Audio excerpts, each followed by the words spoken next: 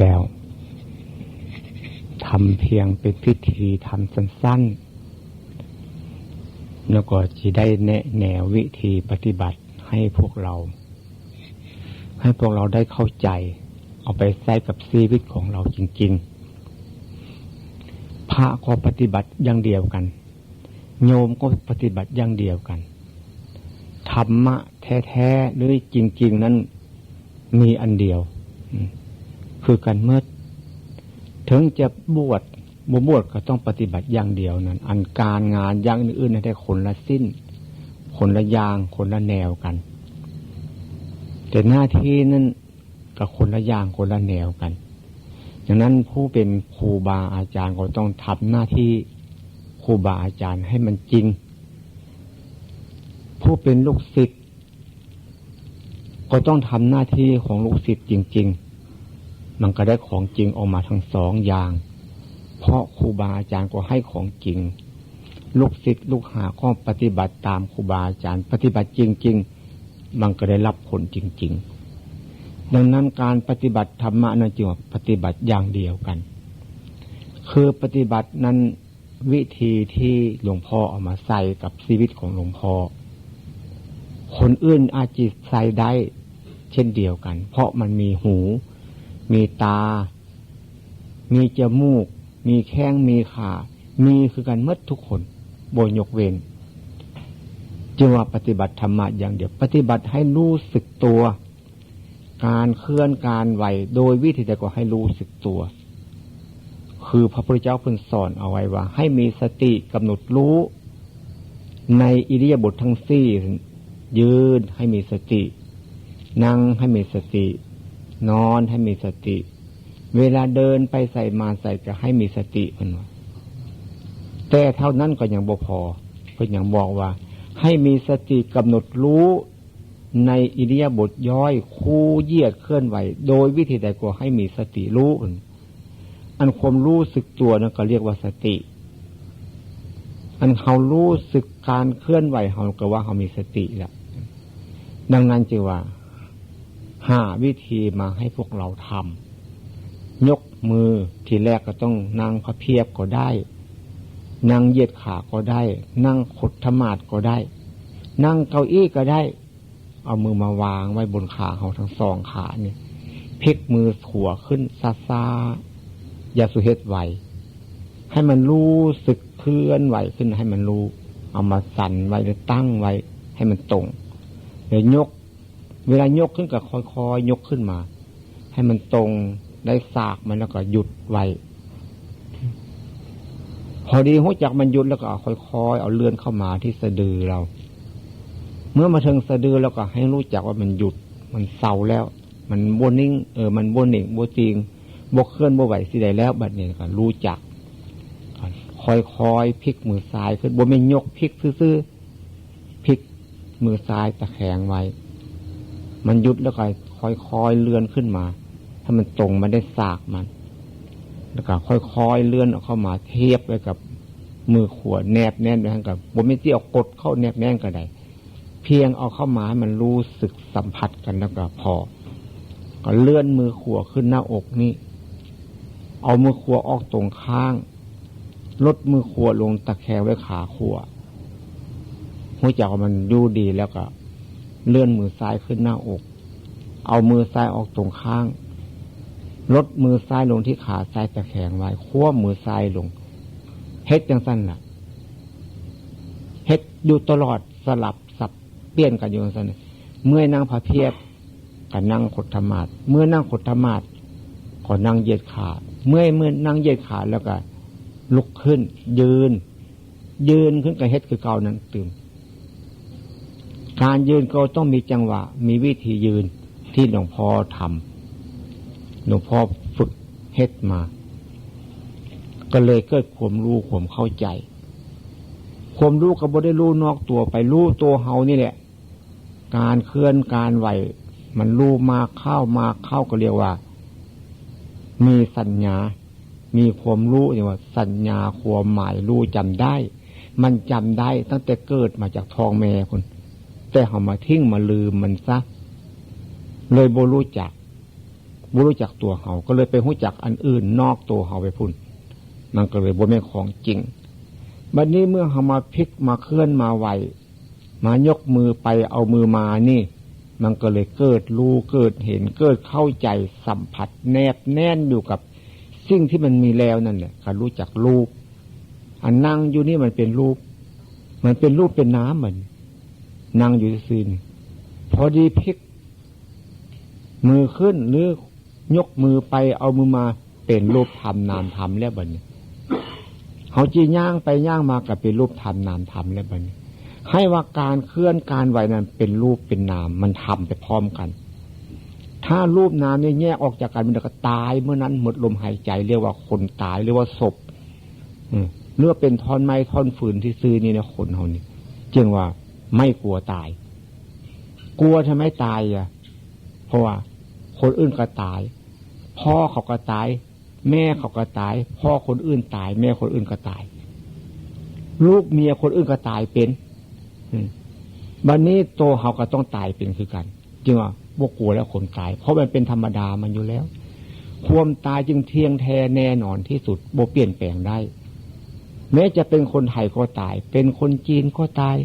เป็นคนฝรั่งเศสคนอังกฤษคนอเมริกาคนเขมรคนยวนคนลาวตายหมดให้ว่าเกิดเป็นคนแล้วก็ตายรูปเดียวเป็นสัตว์ก็ตายแบบนี้เป็นคนรวยก็ตายเป็นคนจนก็ตายเนี่ยความตายจะว่าบ่ยกเว้นแม้จะบวชเป็นพระเป็นเนรก็ตายบ่ได้บวชเป็นพระเป็นเนรก็ตายเนี่ยคนเรียนหนังสือมากๆก็ตายคนบ่ได้เรียนหนังสือก็ตายความตายจึงว่าบ่ยกเว้นไผทั้งหมดจึงบ่กลัวตายโอ้ความตายที่ต้องแน่นอนเกิดมาก็ต้องตายเขาก็ต้องรู้ของจริงอย่างสิเมื่อรู้ของจริงอย่างนี้แล้วก็เลยรู้จักรูปโลกนามโลกรูปมันเป็นโลกเกิดมาแล้วก็ต้องมีเจ็บหัวปวดท้องเขาไปโรงพยาบาลเขาไปเบิ่งคนเจ็บเป็นโรคอันใดเนี่ยเขาถามโรคเจ็บหัวโรคปวดท้องโรคเจ็บแข้งเจ็บขาโรคความดันสูงแล้วแต่จีเป็นแล้วจึงว่าโรคขึ้นชื่อว่าโรคได้มีทุกข์ทั้งนั้นจะเป็นโรคอันใดก็ทุกข์ให้ว่าความทุกข์นั้นจึงว่าบ่ยกเว้นอีกซึมละพระพุทธเจ้าจึงว่าตัดแต่เรื่องทุกข์กับวิธีดับทุกข์เท่านั้นคำสอนของพระพุทธเจ้าทั้งหมดบรรจุลงตัวเฮานี้ให้รู้จักทุกข์และรู้จักวิธีดับทุกข์ว่าสักคนว่าวิธีดับก็คือเขาบ่กลัวนั่นแหละบ่กลัวทุกข์บ่กลัวตายมันเป็นธรรมดาอยู่แล้วทุกข์กับตายเนี่ยมันแน่นอนที่สุดเพิ่นจังว่ากันรู้จักอันนี้แล้วก็รู้จักทุกขังอนิจจังอนัตตาทุกขังก็หมายถึงการเคลื่อนไหวนั่นแหละมันเคลื่อนไหวมันเป็นทุกข์ทุกข์ไปว่าทนไม่ไหวเพิ่นว่าจังว่าทุกขังอนิจจังอนัตตาเป็นอันเดียวกันแต่คำพูดมันเป็น3คำแต่เฮามาพิจารณาการเคลื่อนการไหวเป็นทุกข์อนิจจังความบ่เที่ยงให้มันนั่งนิ่งๆอยู่จากชั่วโมงนึงบ่ได้ต้นโตเฮานี่อนัตตาบังคับบัญชาบ่ได้มันเป็นไปตามธรรมชาติของมันดังนั้นศึกษาธรรมะจึงศึกษาไปกับธรรมชาติอย่าไปฝืนธรรมชาติมันพระพุทธเจ้าบอกแล้วว่าทำเราได้เป็นไปเพื่อความเบียดเบียนตนเองและเบียดเบียนคนอื่นนั้นไม่เป็นธรรมนั้นไม่เป็นวินัยนั้นไม่เป็นคำสอนของพระพุทธเจ้าไม่ควรศึกษาและไม่ควรปฏิบัติเป็นว่าอย่างนั้นแล้วเฮาก็ยังเฮ็ดอยู่บางอย่างหลวงพ่อบ่ได้เว้าเรื่องคนอื่นคันเว้าเรื่องคนอื่นนั้นบ่จริงคันเว้าเรื่องตัวเองนั้นเป็นของจริงบางคนจะไปหาว่าเว้าแต่เรื่องตัวเองเรื่องผู้อื่นบ่ว่าจะไปเว้าให้หยังเรื่องผู้อื่นตำหนิแผ่ที่ลี้ลับของเฮาเห็นหมดผู้อื่นบ่สามารถที่จะมองเห็นได้เฮาก็บ่สามารถที่จะไปมองเห็นตำหนิแผ่ลี้ลับของคนอื่นได้นี่เฮาก็เป็นอย่างนั้นจึงว่าให้รู้จักตัวเฮาจริงๆเมื่อรู้จักสมมุติแล้วก็บ่ต้องกลัวแล้วกลัวให้หยังรู้จักสมมุติแล้วทุกครั้งอนิจจังอนัตตาก็รู้จักแล้วเห็นบังคับบัญชามันบ่ได้เป็นจังซี่ก็สมมุติขึ้นให้มันเด้อผีเนี่ยเทวดาคนดีคนชั่วสมมุติทั้งนั้นข้อมูลนี่หลวงพ่อเข้าใจอย่างนั้นแม้ตั้งแต่เสื้อผ้านี่ก็ยังสมมุติแต่ว่าสมมุติเอามาปกปิดอวัยวะอันให้เกิดความละอายจนเขาบ่ปกบ่ปิดมันก็เป็นเพศก็คือว่าผีเพศ เพศเปื่อยแต่บ้านหลวงพ่อว่าคนบนนุ่งเสื้อนุ่งผ้าเขาคนเพศเปื่อยเป็นว่าอย่างนั้นจึงรู้จักสมมุติหน้ามือหลังมือแข้งขามือเท้าสมมุติให้มันมัดบ่เอาสมมุติมาว่าบ่ฮู้จักกันอีกตื่มแล้วจำเป็นจริงว่าทิ้งสมมุติบ่ได้ก็เลยฮู้จักสมมุติบัญญัติปรมัตถ์บัญญัติอัฏฐบัญญัติอริยบัญญัติบัญญัติสี่อย่างนี่ต้องรู้จริงๆรู้บ่จริงกับบ่แม่นของจริงอีกตื่มแล้วรู้จริงๆสมมุติว่าพ่อสมมุติว่าแม่สมมุติว่าลูกสมมุติว่าเมียเนี่ยสมมุติพี่สมมุติขึ้นมาแต่สมมุติเป็นของจริงจริงโดยสมมุติอันนี้จึงมันบ่เป็นของจริงจริงโดยสมมุติบ่เป็นของจริงจริงโดยสมมุติซื่อๆเนี่ยบ่เป็นของจริงแท้จริงแท้มันเป็นจังได๋นี่มันแก้ทุกข์ได้พุ่นจะไปเอิ้นของจริงแท้ๆคันแก้ทุกข์บ่ได้บ่เป็นของจริงแต่จริงโดยสมมุติพุ่นว่าดังนั้นเฮาไปนั่งภาวนาพุทโธธัมโมอรหังพองยุบอนักตามนะหลวงพ่อเคยนั่งมาแล้วเรื่องหมู่นี้เจ็บแข้งเจ็บขาปวดหลังปวดแอวนี่บ่ยอมพลิกบ่ยอมปิ้นเพราะครูบาอาจารย์บอกว่ามันจิบ่มีสมาธิว่าแน่มันเข้าใจไปอย่างนั้นเพราะครูบาอาจารย์รู้อย่างนั้นเพิ่นก็ต้องสอนอย่างนั้นหลวงพ่อจึงบ่เอาความรู้ของผู้อื่นมาสอนมันเจ็บแข้งเจ็บขาต้องพลิกต้องปิ้นต้องให้ความสะดวกกับมันแต่รู้จักว่ามันพลิกนั้นเป็นทุกข์เนี่ยต้องรู้จักมันทุกข์จึงว่าทนไม่ไหวจึงว่าทุกขังอนิจจังอนัตตามันติดอยู่กับรูปอันนี้เป็นว่าเลยพัฒนามันบ่ได้อันนี้เกิดมาแล้วเป็นเด็กเป็นนุ่มเป็นสาวแล้วก็มีลูกมีเมียเป็นพ่อบ้านแม่เรือนเฒ่าแก่ตายไปเนี่ยพัฒนาบ่ได้แท้ๆอันนี้ตอนพัฒนาได้เนี่ยคือพัฒนาบ่ให้มันโกรธบ่ให้มันหลงบ่ให้มันโลภนี่ได้อันนี้เพิ่นจะว่าสัญญาความหมายรู้จำได้เพิ่นว่าเมื่อรู้จักอันนี้แล้วก็รู้จักศาสนารู้จักพุทธศาสนาหลวงพ่อศาสนาแปลว่าคำสั่งสอนของท่านผู้รู้ว่าซั่นผู้ใดรู้เรื่องอันใดเอาเรื่องนั้นมาสอนผู้ใดรู้เรื่องดูลึกดูยามก็สอนให้เราดูลึกดูยามผู้ใดมีความรู้ทางไหว้ผีเขาจะก็สอนให้เขาไหว้ผีผู้ใดมีความรู้ทางไหว้เทวดาเขาจะก็สอนให้เขาไหว้เทวดาผู้ใดมีความรู้ทางไหว้นางธรณีเอานางธรณีรักษาบ้านอย่าพอคนเอาของรักษาพระธรรมว่าผีพ่อผีแม่ผีปู่ผีย่าผีบ้านผีเบืองผีมเหสักหลักคุณอุ้ยมันหลายผีเอามารักษาเป็นว่าอย่างนั้นการได้เฮ็ดนำเพิ่นเพราะว่าพ่อแม่พาทำอย่างนั้นก็ต้องทำมันเป็นอย่างนั้นจึงว่าเคยเข้าวัดเคยตักบาตรให้พระเคยเอาอาหารไปให้พระกินก็เอิ้นว่าศาสนานึกว่ามันเป็นวัดนึกว่ามันเป็นตัวหนังสือนึกว่าเป็นคัมภีร์เป็นโมดเป็นซิมเป็นสันจึงมีศาสนาหลวงพ่อเข้าใจอย่างสันติก่อน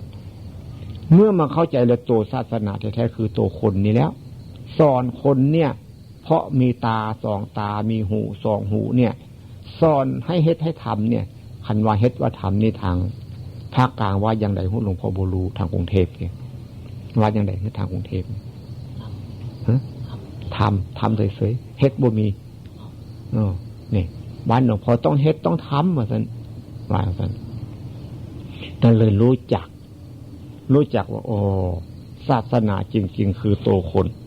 พุทธศาสนาบัดเนี่ยอันโตหูจักมันเคลื่อนมันไหวนั่นแหละพุทธะจึงแปลว่าผู้รู้ผู้ตื่นผู้เบิกบานด้วยธรรมอยู่ด้วยธรรมกินด้วยธรรมนั่งด้วยธรรมนอนด้วยธรรมไปมาด้วยธรรมโบลูแต่ก่อน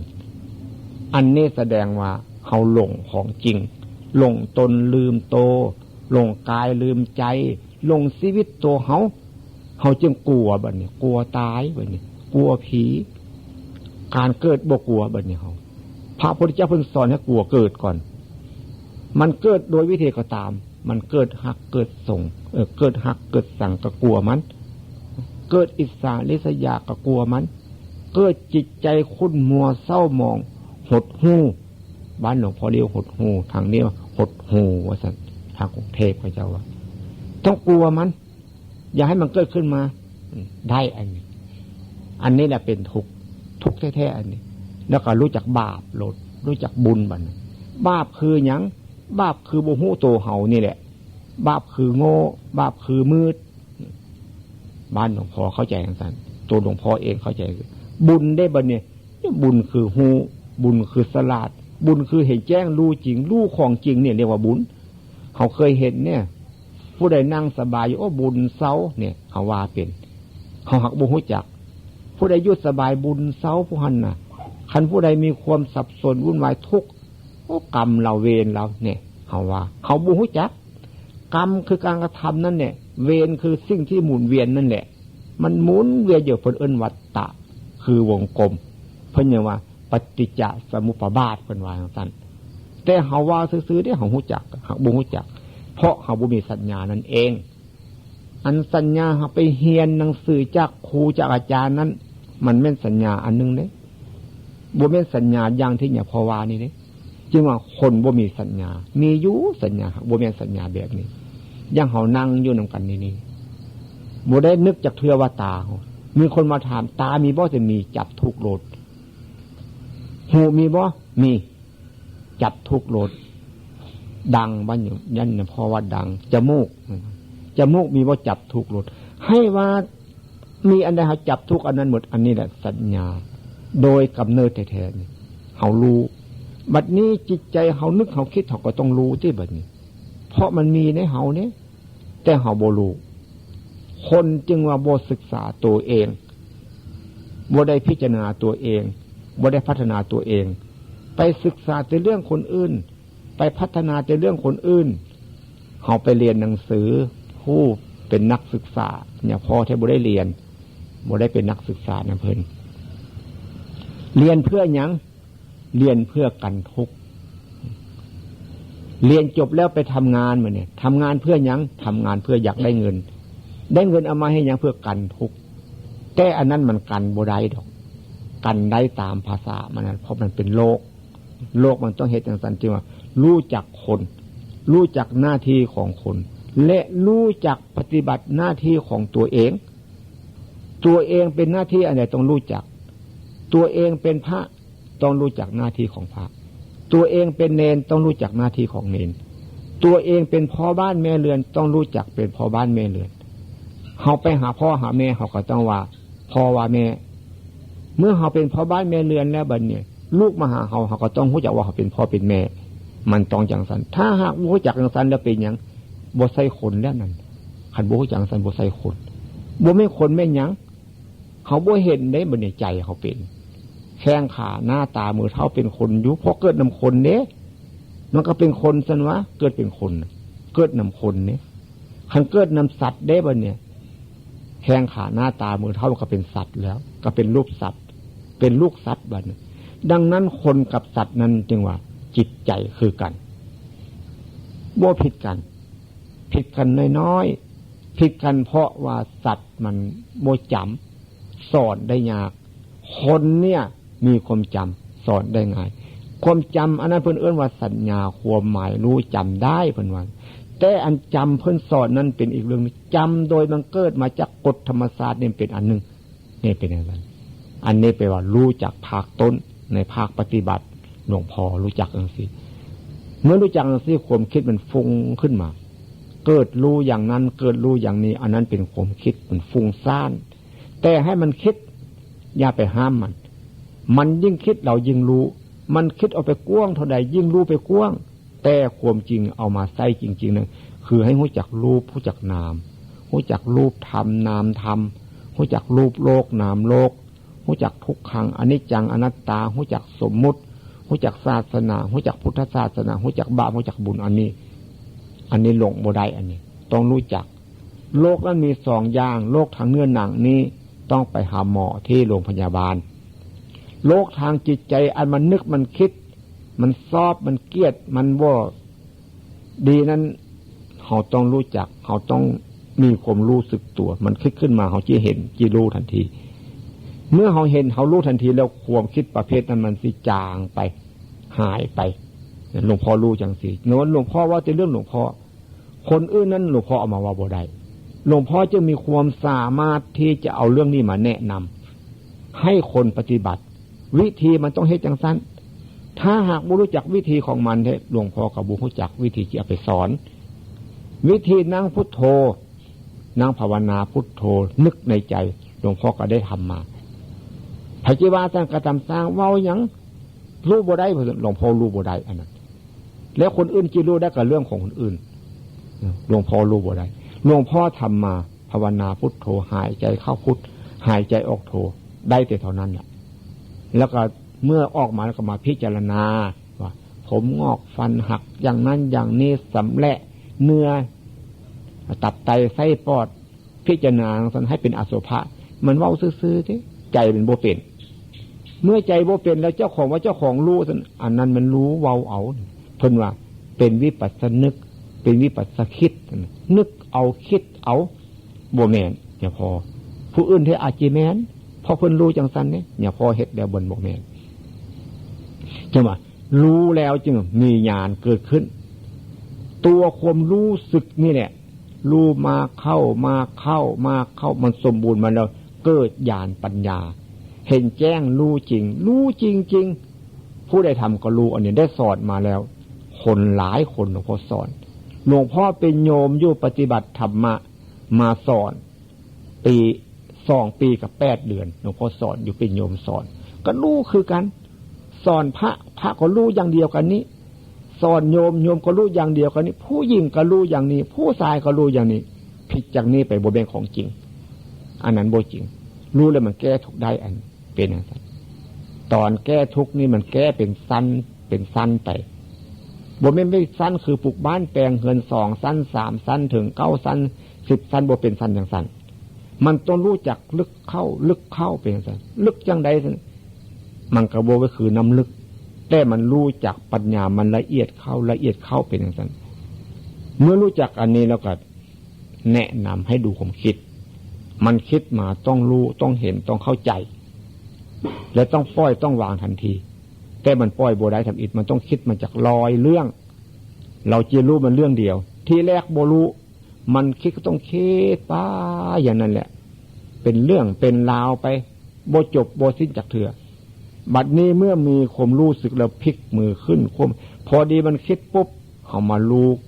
ผมรู้สึกพี่อันนี้จะว่าทุกต้องกำหนดรู้ตัวนั้นทุกมันเฮาคิดแล้วมันไปโลดทุกตัวนี้เฮาพอดีมันคิดปุ๊บเฮามารู้จักรู้สึกตัวพลิกมือขึ้นรู้ความคิดมันหยุดโลดเพราะว่าทุกต้องกำหนดรู้สมุทัยต้องละมรรคต้องเจริญนี่โลดทำให้แจ้งว่าตำราเป็นว่าอย่างแต่โบหูจักแต่ก่อนอย่าพอเดี๋ยวนี้ถ้าอย่าพอหูจักเด่นไผสิว่าอย่าพอโบหูจักกับเรื่องของข้าเจ้าเว้าข้าเจ้าจิหูจักนำอย่าพออย่างไรอย่าพอกับโบหูจักหมู่เพิ่นหูจักอย่าพอกับโบหูจักเพราะว่าตำหนิแผ่ที่ลี้ลับนั้นคนอื่นบ่สามารถจีมองเห็นเฮาต้องเห็นเฮาต้องรู้มันบ่มีความจีเว้าก็เด้อหามาเว้าอันเรื่องตำหนิแผ่ที่ลี้ลับคนอื่นบ่มองเห็นได้เขาต้องรู้ได้ความคิดเขาเนี่ยใครจะรู้ได้ต้องเขารู้ได้สิอันพริบตาอันหายใจได้มันหยาบคนอื่นมองเห็นอยู่ส่วนความคิดนั่นน่ะคนอื่นมองบ่เห็นเลยจึงว่าอย่าพอจึงบ่เชื่อพระอรหันต์เห็นผู้อื่นอย่าพอบ่เชื่อตั้งแต่มื้อนั้นมาจนถึงสู้มื้อนี่อย่าพอบ่เชื่ออย่างพระอรหันต์มองเห็นอันนั้นอันนี้อย่าพอบ่เชื่อของโบจริงต้องหักโบจริงผู้หันเห็นอย่างนั้นจริงแท้แต่หักโบไม่ของจริงมันจริงจังไดมันแก้ทุกโบได้เป็นพระอรหันต์นับเม็ดหินเม็ดทรายพื้นโลกนี้ครบถ้วนจบเบิดกับโบเสือเพราะมันแก้ทุกโบได้เด้นั่นที่มันแก้ทุกได้แล้วโบเป็นพระนางกระทำสางหลวงพ่อเข้าใจโอ้พระอรหันต์โบได้หมายถึงจังสันเด้หลวงพ่อก็เลยรู้หูทิพตาทิพเนี่ยพ่อก็รู้ตั้งแต่มื้อนั้นมาจนถึงมื้อนี้หลวงพ่อจึงโบเสือคนอื่นทั้งหมดแม้ไผจีวรสนัยกับโบเสือว่าทิฏฐิหลวงพ่อเป็นอย่างไรเป็นมิจฉาทิฏฐิแล้วทันนะกัดยากับเจ้าแล้วกับเจ้าเว้าซื่อสมมุติว่าซื่อหลวงพ่อหู้จักจังซั่นจึงว่าโอ้จิตใจมันคิดลอยเรื่องเราบ่รู้แต่ก่อนบัดนี้เรารู้เรื่องนึงแล้วมันคิดลอยเรื่องกันยังเหลืออยู่99เรื่องมันดูเข้าเคลื่อนไหวเข้ามันรู้สึกตัวมันคิดมาปุ๊บออกไป2-3เรื่องรู้บัดนี้ เอามาเข้าเขียนหนังสือให้ว่าเธอไปหมู่เพิ่นเป็นนักศึกษาคนกรุงเทพเนี่ยแต่อย่าพอว่าเมื่อนี้เป็นว่าเป็นภาษาบ้านหลวงพ่อฟังหลายเทื่อจึงเข้าใจคันถ้าว่าธรรมะหลวงพ่อต้องว่าภาษาบ้านหลวงพ่อถ้าว่าให้มันเป็นสำนวนแท้เนี่ยพอกระหัดว่าเป็นเสียงภาคกลางเพราะว่าหลวงพ่อว่าบ่เป็นเฮาเขาโรงเรียนเนี่ยทำอิฐเขียนบ่เป็นหลายมือเข้ากับเพิ่นก็หัดเขียนเข้ารู้จักกอไก่ขอไข่รู้จักตัวอักษรมันรู้จักไม่ได้หัดเขียนให้มันงามขึ้นมาก็รูปสมมันก็งามเพิ่นก็สอนอักษรต่ำอักษรสูงอักษรกลางเพิ่นอย่างเพิ่นสร้างว่าหลวงพ่อบ่รู้จักเสียงต่ำเสียงสูงเสียงกลางเนี่ยเพิ่นสอนจังซั่นบัดนี้เฮาบ่จำมื้อเดียวได้ต้องหลายมื้อยังจำได้อันปฏิบัตินี่ก็คือการปฏิบัติหลายมื้อเฮ็ดหลายมื้อทำหลายมื้อมันคิดก็เลยรู้มันคิดปุ๊บรู้ปั๊บมันคิดปุ๊บรู้ปั๊บมันคิดปุ๊บรู้ปั๊บเหมือนแมวกับหนูเนี่ยบ้านเฮามีหนูเขาจะไปไล่หนูมันไล่บ่ได้ต้องเอาแมวมาเลี้ยงไว้แมวมันห้องแมวสิตัวหนูมันย่านโลดอันนี้ก็คือการพอดีมันคิดเฮาเห็นเฮารู้ผมคิดมันทุกข์หยุดโลดเพราะเฮาเคลื่อนไหวจนตัวเฮาอยู่เรื่อยนี่เฮารู้สึกตัวเฮานี่จังหวะทุกข์ต้องกำหนดรู้กำหนดตัวนี้ได้สมุทัยต้องละเอาสิตัวคิดมันก็เลยบ่ไปลบเดียวเพราะมันรู้สึกตัวนี้พอได้คิดปั๊บ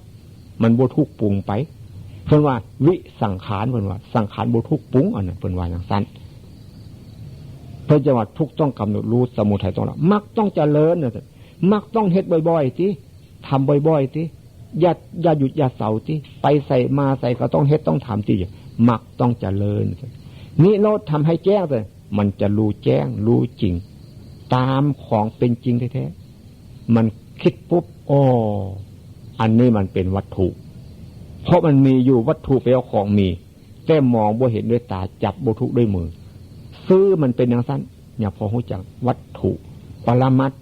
แปลของจริงอาการสภาพเปลี่ยนแปลงไปอยู่บนเสาจักเถื่อเลยเปรียบไว้ต้นไม้ห้วยหนองคลองบึงดินฟ้าอากาศเป็นปรมัตถ์เห็นได้อันนั้นเพื่อนว่าเป็นวัตถุเห็นได้เป็นอาการของมันเปลี่ยนแปลงไป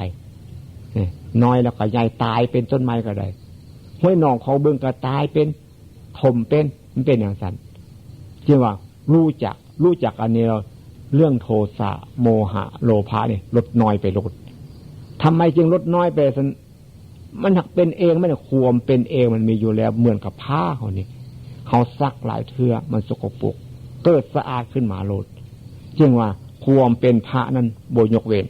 อยู่ที่ตรงนี้หลวงพ่อรู้จักเป็นพระหลวงพ่อยางอยู่เดินจมกรมความเป็นพระมันเป็นอย่างนี้เด้เนี่ยพอถอนผมขึ้นมาโลดนุ่งกางเกงอยู่เนี่ยพอข่าวนั้นนุ่งเสื้อเป็นโยมเนี่ยความเป็นพระมันบ่ได้หมายถึงเครื่องนุ่งของห่มไม่อย่างเด้หลวงพ่อรู้เองไผบ่รู้กับหลวงพ่อเป็นพระหลวงพ่อก็ว่าเป็นได้แท้ๆคนอื่นเป็นบ่ได้ก็ตำซ่าเพิ่นแล้วเรื่องของเพิ่นเป็นได้ก็เรื่องของเพิ่นอย่าพอรู้จักหลวงพ่อเองหลวงพ่อเป็นพระตั้งแต่มื้อนั้นมาจนถึงมื้อนี้แหละนุ่งผ้าเรื่องก็เป็นพระได้นุ่งกางเกงก็เป็นพระได้เพราะจิตใจมันหลุดจากสิ่งเหล่านั้นเพิ่นว่าจิตใจมันออกจากกันได้แต่บ่มีจิตใจออกจากกันเนี่ยเมืองกับเฮามีน้ำมันหรือว่ามียากันยุงน้ำมันรอลื่นเฮาเนี่ยยางมักมีบ้านหลวงพ่อเรียกว่ายางมักมียางมักขนุนยางไม้ยางตอกยางยังกระซังเนี่ยมันติดมือเฮาแล้วเอาน้ำมันกาดน้ำมันเบนซินน้ำมันยังกระซังแล้วมาหกออกหมดน้ำมันรอลื่นออกหมดเป็นบัดนี้ถ้าเฮายุงกัดเฮาวันเนี่ยเฮาเอายากันยุงมาสโลมตัวเฮาไว้ยุงมันก็บ่มากัดอย่างนั้นเรื่องโทสะโมหะโลภะเนี่ยถ้าเฮารู้สึกตัวอยู่แล้วมันจะบ่เกิดมันเกิดขึ้นมาในขณะที่เฮาบ่รู้สึกตัวสมมุติเอาซื่อๆนี้เหมือนเฮามีรถยนต์คันนึงเฮานั่งรถยนต์ไปขับรถยนต์ไปแต่ก้อนนั้นขี้ดินนั้นมันบ่มีขี้ฝุ่นใบไม้มันก็มีอยู่หั่นมันก็บ่หนิงบ่ตีพอดีเฮาขับรถยนต์ปื๊ดไปสิขี้ฝุ่นมันแล่นตามก้นรถยนต์ใบไม้มันก็แล่นตามก้นรถยนต์อันความคิดเฮานี่ก็คือการพอดีมันคิดปุ๊บมันปรุงแล้วมันเกิด โกรธเกิดโลภเกิดหลงขึ้นมาแล้วเฮาบ่เห็นมันเฮาบ่เห็นเนี่ยสิว่าจังได๋ว่าเฮาหลงตนลืมโตหลงกายลืมใจหลงชีวิตจิตใจของเฮาเพิ่นว่าอย่างซั่นว่าโมหะภาษาธรรมะเรียกว่าความหลงบ้านเฮาเรียกว่าหลงว่าลืมว่าซั่นเฮาบ่ฮู้จักสัญญาอันนี้สัญญาอันนี้มันมีอยู่แล้วมันของที่จะรู้กันอยู่แล้วเพิ่นว่าสัญญาจึงความหมายรู้จำได้เพิ่นเมื่อฮู้จักซั่นน่ะเวทนาบ่ทุกข์เวทนามีอยู่เวทนาแปลว่าเสวยอารมณ์เนี่ยเพิ่นว่าซั่นสัญญามีอยู่แต่บ่ทุกข์สัญญาก็ความหมายรู้จำได้หั่นแล้วสังขารมีอยู่แต่บ่ทุกข์มันบ่ทุกข์ปรุงวิญญาณจึงว่ารู้วิญญาณนี้เพิ่นก็เทียบว่าปัญญาแปลว่ารอบรู้เพิ่นว่าอย่างซั่นคันว่าตามธรรมะเพิ่นปัญญารอบรู้ว่าซั่นอันวิญญาณก็แปลว่ารู้หลวงพ่อก็เลยรู้จักวิญญาณโอ้อันเพราะว่าวิญญาณตายแล้วไปเข้าท้องผู้นั้นไปเข้าท้องผู้นี้ไปเป็นผีไปเป็นแม่นนี่พระพุทธเจ้าเพิ่นยังว่าตัดไว้ในหนังสือกาลามสูตรนะเพิ่นสอนพวกกาลามสูตรว่าซั่นเพิ่นว่าครูบาอาจารย์ไว้ให้ฟังอย่าเชื่อถือว่าซั่นโดยเขาพูดตามกันมาอย่าเชื่อถือโดยเขาเล่าลือกันมาอย่าเชื่อถือโดยเห็นเขาทำตามกันมาอย่าเชื่อถือเห็นว่ามันมีอยู่ตามตำราหรือในคัมภีร์นะท่านผู้ชมอย่าเชื่อถือว่าเป็นครูบาอาจารย์ของตัวหลายเรื่อง10ข้อพุ่นบ่ให้เชื่อถือให้จังใดสิต้องทดลองทำดูเพิ่นว่าคันบ่เชื่ออย่างจักน้อยคืออย่างพระอุปการศีวกคนนั้นเห็นพระพุทธเจ้าสอบว่าธรรมะพระพุทธเจ้าเนี่ยดีอย่างสัญญังสีเขาได้ยินครูบาอาจารย์เล่าให้ฟังแสวงหาธรรมะอุปการศีวกคนนั้นแสวงหาพระพุทธเจ้าเมื่อไปเห็นพระพุทธเจ้าเขาเลยบ่เชื่อเนี่ยถามพระพุทธเจ้าว่าท่านอยู่สำนักใดเป็นลูกศิษย์ของไผครูบาอาจารย์ของท่านชื่อว่าอย่างใดคันว่าของไผเนี่ยของใครภาษาทางภาคกลางจำได้เป็นบางคำบ้านหลวงพ่อเรียกเป็นลูกศิษย์ของผู้ใดไผว่าซั่นบ้านหลวงพ่อว่าว่าซั่นพระพุทธเจ้าก็เลยบอกว่าเราบ่ได้เป็นลูกศิษย์ของไผบ่มีไผเป็นครูเป็นอาจารย์ของเราเรารู้เองตรัสรู้โดยชอบนักบวชคนนั้นก็แลบลีนให้เลยไปเลยเนี่ยบ่เชื่อจักน้อยนั้นบ่ฟังหาเหตุหาผลที่ว่าอย่าเชื่อให้จังไดเพิ่นเว้าจังซั่นต้องปฏิบัติตามถามเบิ่งที่เฮ็ดจังไดเจ้าจึงฮู้อันนี้บ่ถามอย่างซั่นคันไปถามหาแต่ความฮู้ถามหาวิธีเฮ็ดพุ่นแม่นอย่างสิถูกนั่งจังใดนอนจังใดยืนจังใดเดินไปเดินมาจังใดเจ้าจึงฮู้ถามอย่างซี่แม่เพิ่นก็ว่าให้ฟังโลดซั่นว่าไปปฏิบัติมันฮู้เมื่อฮู้แล้วนั่นจริงแล้วบัดนี้ซั่นจังพระพุทโธ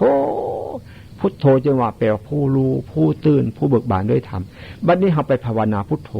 พุทโธนึกเอาพระพุทธเจ้ามาไว้ในใจเพิ่นสิมาได้จังไดพระพุทธเจ้าอยู่ในประเทศอินเดียพุ่นน่ะพระพุทธเจ้าในเฮานี่เป็นหยังบ่ว่าจิตใจพระพุทธเจ้าคือจิตใจสะอาดจิตใจสว่างจิตใจสงบจิตใจบริสุทธิ์เพิ่นว่าจังซั่นจิตใจของพระพุทธเจ้าเคยเห็นบ่เคยเห็นจิตใจสะอาดจิตใจสว่างจิตใจสงบจิตใจบริสุทธิ์เฮาบ่เคยเห็นจักเทื่อจึงว่าเฮาบ่เห็นพระพุทธเจ้าบัดนี้เฮามาเบิ่งใจเฮานี่บัดนี้พอมันคิดปุ๊บเฮาเห็นโอ้เนี่ยเฮารู้เฮาเห็นเฮาเข้าใจได้บัดนี้ก็แสดงว่าจิตใจพระพุทธเจ้าเฮาเข้าใกล้พระพุทธเจ้าแล้วบัดนี้หลวงพ่อเนี่ยเข้าใจอย่างซี่ว่าผู้อื่นจะเข้าใจจังได๋บ่ฮู้จักหลวงพ่อบ่ฮู้จักแท้ๆหลวงพ่อฮู้จักตัวหลวงพ่อเองก็จิตใจสะอาดนี่ก็หมายถึงมันบ่สกปรกเด้จิตใจสว่างนี่ก็หมายถึงเฮาเห็นใจเฮาเด้จิตใจสงบนี่ก็หมายถึงมันบ่ทุกข์ปรุงจิตใจบริสุทธิ์บัดเนี่ยบ่หลงบ่ลืมความบริสุทธิ์เฮามีเฮาก็ใกล้กับพระพุทธเจ้าซื่อเฮาได้อันเดียวบ่ได้แต่ความสงบเฮาก็ได้พระพุทธเจ้ามาไว้นำเฮาอันนึงแล้วเฮาเห็นจิตใจเฮาสว่างอยู่สิมันบ่เศร้าหมองสิมันบ่หดหู่มันบ่สับสนวุ่นวายเฮาก็แสดงว่าพระพุทธเจ้ามาอยู่นำเฮาแล้วเฮาได้เข้าใกล้พระพุทธเจ้าแล้วบัดนี้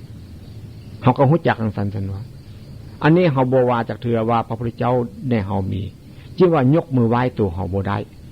เมื่อฮู้จักว่าโอ้จิตใจสะอาดจิตใจสว่างจิตใจสงบจิตใจบริสุทธิ์นี่ มันคือกับจิตใจพระพุทธเจ้าเด้เฮาก็เป็นพระพุทธเจ้าน้อยๆขึ้นมาแล้วตัวเฮายกมือไหว้ตัวเฮาได้เนี่ยพอยกมือไหว้ตัวเฮาตั้งแต่มือนั้นจนถึงมือนี้เนี่ยพอเพราะว่าปะโถความดีมันมีอยู่ในเฮานี่ปานนี้เด้หลวงพ่อรู้จักว่าปะโถคนที่มันมีดีหลายแต่ว่าบ่ฮู้จักความดีอยู่ในเฮาจึงบ่เอาของดีไปใส่เป็นอย่างสัญญาพอจึงว่าโอ้ของดีมีอยู่ในตัวเฮาพระพุทธเจ้าก็คือคนธรรมดานี่เองหลวงพ่อฮู้จักนั่นแหละพระธรรมก็คือคนธรรมดานี่เองทำการทำงานตามหน้าที่นั่นเองพระสงฆ์ก็เป็นผู้เชื่อฟังคำสอนของพระพุทธเจ้านั้นแล้วก็ปฏิบัติตามคำสอนของพระพุทธเจ้านั้นจึงว่าคนจึงว่ารู้จักคนรู้จักหน้าที่ของคนและรู้จักปฏิบัติหน้าที่ของคนจริงๆหลวงพ่อเลยรู้จังสันผู้อื่นจะรู้จังใดบ่ฮู้จักเนี่ยพอบ่ฮู้จักเรื่องพระอรหันต์นั้นหลวงพ่อจึงบ่เชื่อไผทั้งหมดบ่เชื่อแล้วเพราะว่ามันมีอยู่จังสันเพิ่นจึงว่าพระธรรมวินัยคำสอนของพระพุทธเจ้านั้นมีอยู่แล้วหากมีผู้บ่ปฏิบัติบ่ประพฤติตามแล้วก็บ่มีแล้วมรรคผลนิพพานนั่นเองบัดนี้พระธรรมวินัยมีอยู่บัดนี้คำสอนของพระพุทธเจ้ามีอยู่บัดนี้ถ้าหากมีผู้ประพฤติปฏิบัติตามอยู่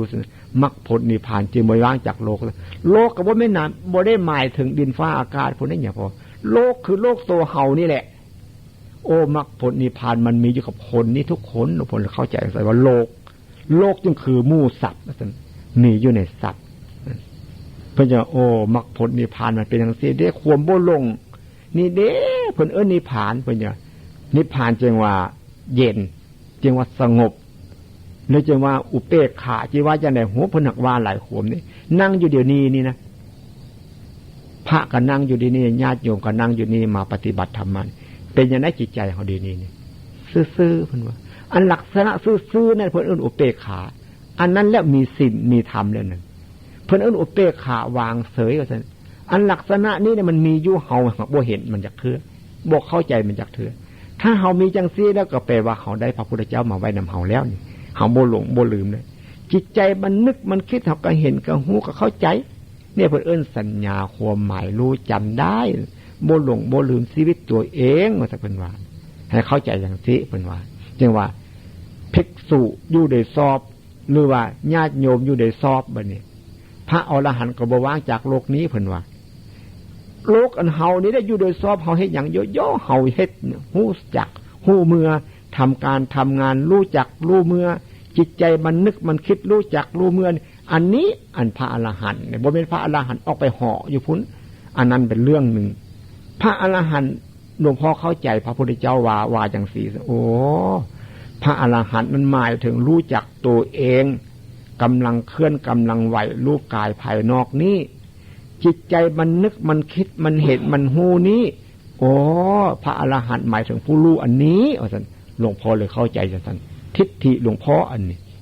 ทิฏฐิผู้อื่นนั้นเป็นจังได๋ล่ะพอบ่ฮู้จักจังทิฏฐิจังแปลความเห็นถูกต้องเพิ่นเอิ้นสัมมาทิฏฐิความเห็นผิดเพิ่นเอิ้นเป็นมิจฉาทิฏฐิ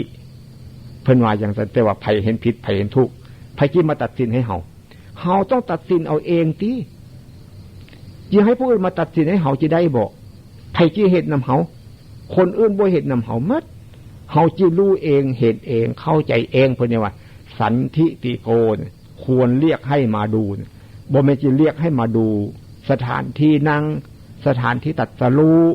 สถานที่พระพุทธเจ้านิพพานบ่แม่นเพิ่นเรียกมาเบิ่งอันนั้นเพิ่นเรียกให้คนมาเบิ่งจิตใจเฮานี้เพิ่นว่าจังซั่น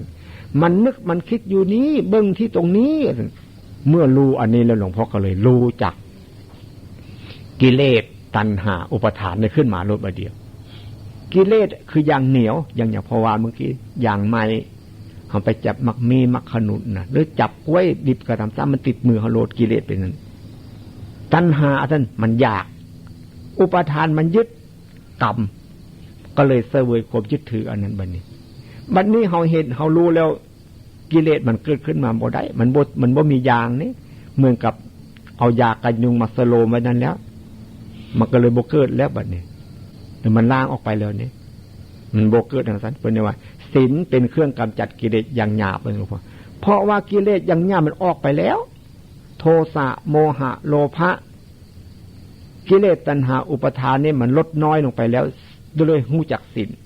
ศีลนั่นแปลปกติซื่อๆนี่อย่าพอรู้จักกันแล้วเอิ้นศีลขันธ์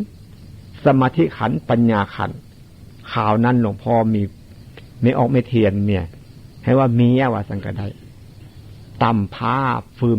12มันขันมันที่เอาไปนุ่งห่มก็ได้เอาไปนุ่งก็ได้เอาไปห่มไปบีงไปอาบน้ำเฮ็ดผ้านุ่งอาบน้ำก็ได้มันฟืมที่ฟืมขันหลวงพ่อเลยเข้าใจอันนั้นมาเปรียบที่โอ้สิ้นขันกับฟืมขันนี่อันเดียวกันเนี่ยฟืมขันเนี่ยตำเสื้อตำผ้าเนื้อผ้าก็งามถ้าฟืมจานได้บ่เนี่ยฟืมจานแล้วตำเสื้อตำผ้ากระโบงามหลวงพ่อเปรียบอย่างนั้นเอาขันบ่เนี่ยขันแตกได้บ่ขันแตกตับนางก็บ่ได้กินเอาไปเฮ็ดหยังบ่ได้ทั้งนั้นขันแตกอ่ะโอ้ขันนี่หมายถึงขันดีๆนี่เด้โอ้ขันดีตักน้ำก็ได้กินตักเข้าใส่บาตรให้เจ้าหูไอ้จั่วก็น่ากิน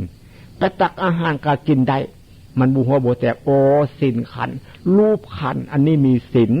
รูปเฮานี่รูปอันนี้มีศีลเวทนาขันมีศีลโตเวทนาก็มีศีล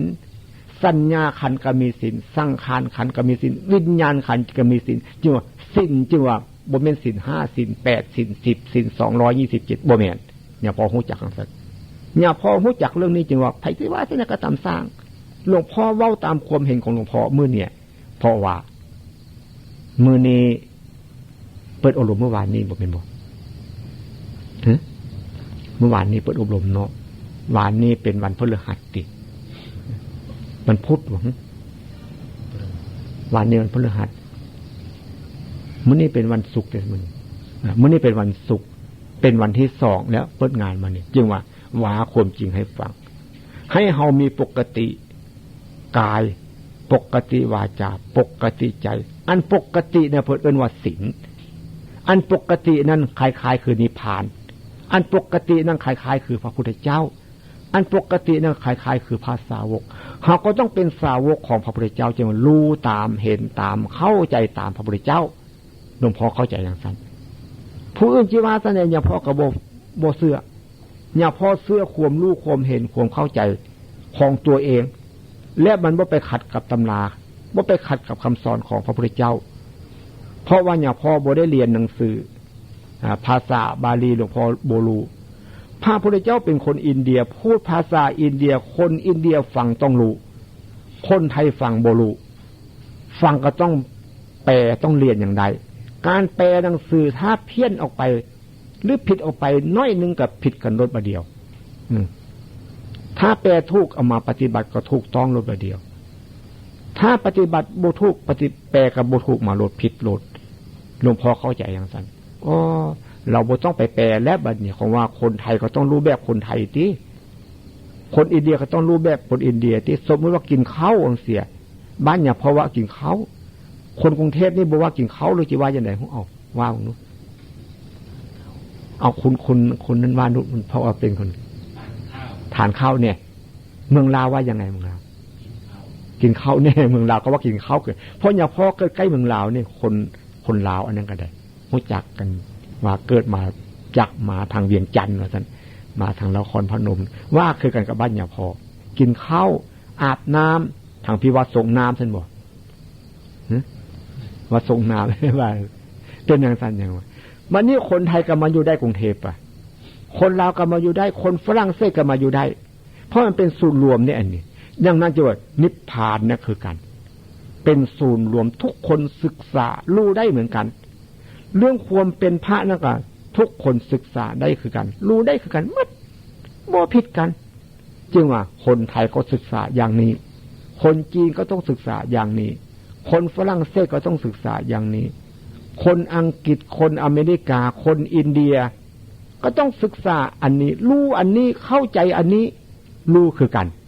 จึงว่าบ่ผิดกันจึงวิปัสสนาจึงแปลว่ารู้แจ้งรู้จริงรู้แล้วต่างเก้าล่วงภาวะเดิมโลดแต่พอต่างอย่างใดหนึ่งแต่ก่อนหลวงพ่อสูบบุหรี่เลิกได้หลวงพ่อ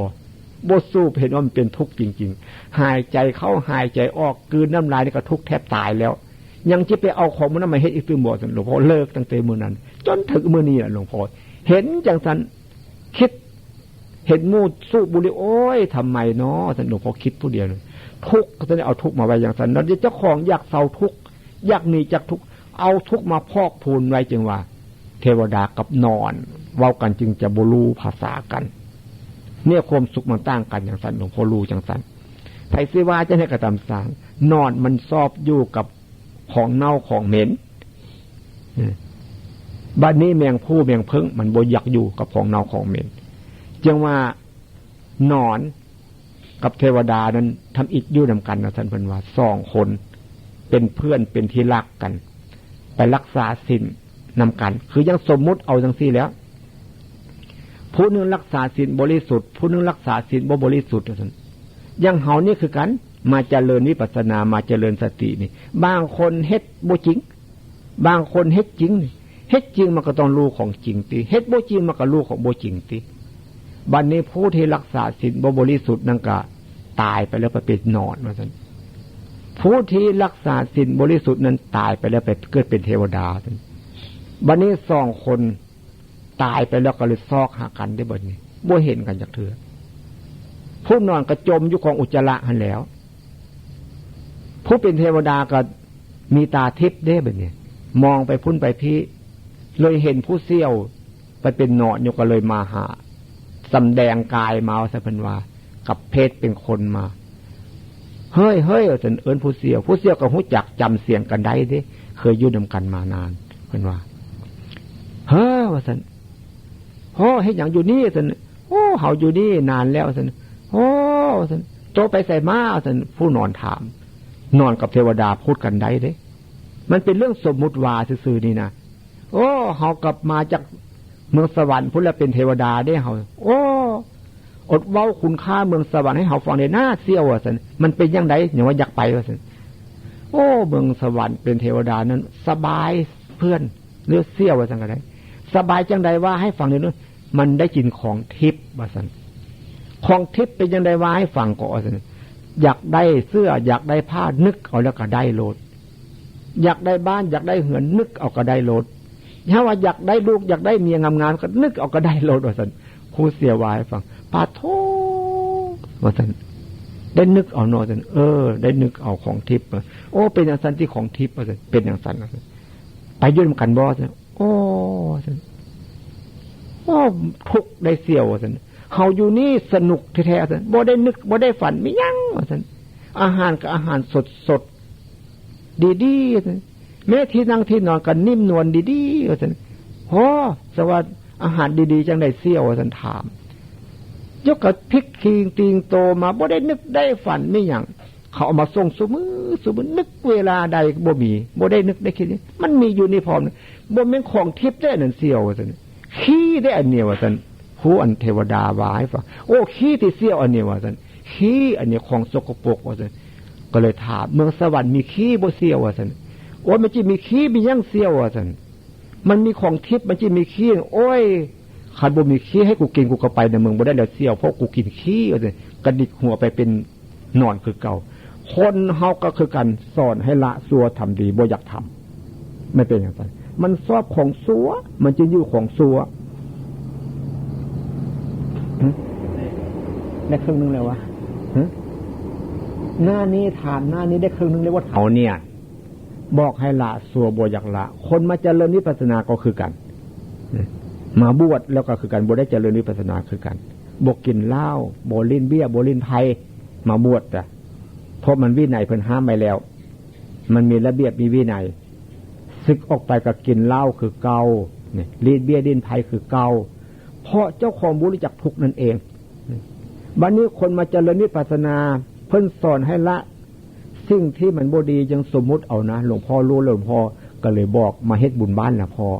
เนี่ยพ่อเฮ็ดบุญบ้านประจำว่ะเฮ็ดบุญเฮือนให้วันนี้มนต์เอาพระมาเทศให้ฟังพระอ่านหนังสือบ่เป็นเทศดอกบ้านเนี่ยพ่อเอาใบลานมาอ่านให้ฟังอ่านหนังสือบ่เป็นพระเทศอ่านหนังสือกับเทศกับแสดงธรรมคนละอันกันเด้แต่หากว่าความเดียวกันแสดงธรรมคือเนี่ยพ่อเว้าอยู่ดีๆนี่แหละเนี่ยเทศน่ะไปเว้าให้ฟังจังซี่แหละอันนั้นอ่านหนังสืออ่านตามตัวหนังสือเนี่ยนั่นจึงว่าคนเฮาจะเพิ่นติดอีกซึมล่ะเฮ็ดบุญบ้านเนี่ยพอบุญแจกข้าวบุญผสาดเพิ่งบุญหยังกระทำสร้างน่ะต้องจีกมากบวนบุรีให้พระ เจ้าของสร้างบาปสร้างกรรมอยู่อย่างว่าเจ้าของเอาบุญอยู่ได้เนี่ยพอเป็นอย่างนั้นเลยหู้จักแล้วเนี่ยพ่อก็มาเฮ็ดบุญบ้านเนี่ยพอบ่ให้เฮ็ดบ่ให้จีกมากบ่ให้มวนบุรีบ่เฮ็ดหยังโอ้เขาจะว่าให้เนี่ยพอมาทำลายขนบธรรมเนียมประเพณีอันดีงามออกไปว่ากระทำสร้างเขาเจ้าแล้วเขาเจ้าดีนั่งเขาจะเฮ็ดเอาสนวะเนี่ยพอเลิกบ้านเนี่ยพอดีบ่ให้เฮ็ดเลยบ่ให้จีกมากบ่ให้มวนบุรีบ้านเนี่ยพอเฮ็ดบุญผู้หญิงนี่นะไปห่อก็ต้องตัดตองห่อเขาปุ้นห่อเขาปาดเป็นอย่างนั้นบ้านเนี่ยพอแต่บ้านอื่นที่เนี่ยพอบุหุจักเอาตองกล้วยเขาเนี่ยเอาไปให้มันแดด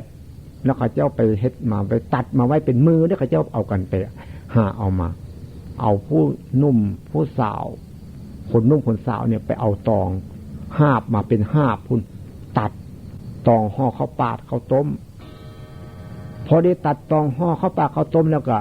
มาจีกมากมวนบุรีบัดนี้ผู้สายบัดเนี่ยขูดมะพร้าวคั้นน้ำกะทิให้ข้าวปาดข้าวหนาโคบัดเนี่ยข้าวหนาคูจีวาจะไหนหูบ้านอย่าพอเป็นอย่าพอเลิกไว้เห็ดให้เห็ดแต่ตัดตองห่อข้าวปุ้นข้าวปาดให้เห็ดแต่บอกให้จีกมากบวนบุรีข้าเจ้าหาวันอย่าพอนี่ลบล้างประเพณีขนบธรรมเนียมอันดีงามข้าเจ้าเสื้อให้ยั้งนี่แหละเป็นว่าอย่าเสื้อที่เขาทำตามกันมาเป็นว่าหากเจ้าของหูแจ้งเห็นจริงจะไปเสื้อยังไงนี่แหละต่างเก่าล่วงภาวะเดิมแท้ๆเนี่ยพ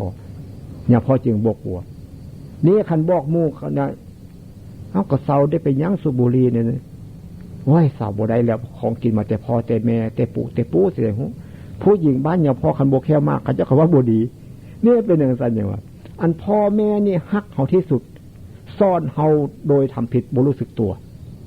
เนี่ยพ่อก่อนจิสุบุรีเป็นกับอย่างน้อยไปนอนนากับพ่อไปไถนาเมื่อเช้าฮีดมันจอหูเพิ่นมันจอนี่ไถนาก็เอาแม่ก็เสมวนบุรีให้พอ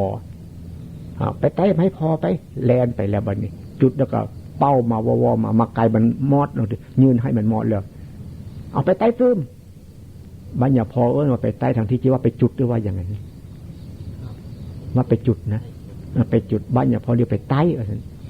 ไปแลนไปกับไปจุดอีกซึมไปใต้ก็แลนมาอีกซึม